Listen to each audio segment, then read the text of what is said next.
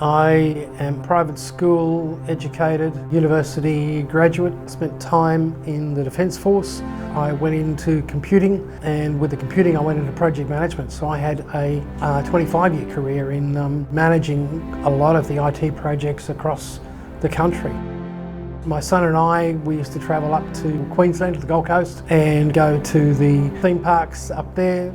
Financial problems that I had through relationships ended very badly. I lost nearly $1 million in property, cash and values. I went to Darwin looking for major work within the mining industry. It didn't happen, my contract finished and I became homeless.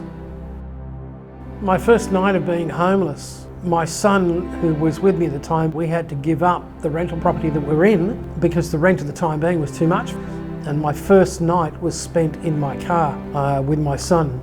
It was devastating.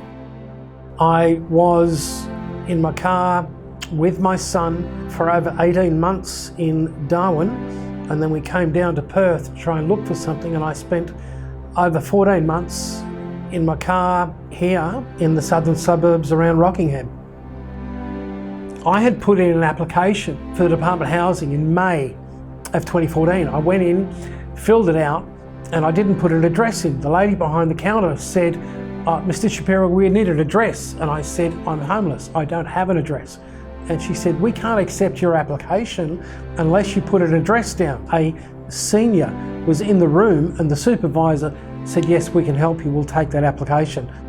The wait for Department of Housing at the moment is over 6 years. If the senior supervisor had not been there, I would not have been able to put my application form in. I would have remained on the street. Homelessness destroyed my life.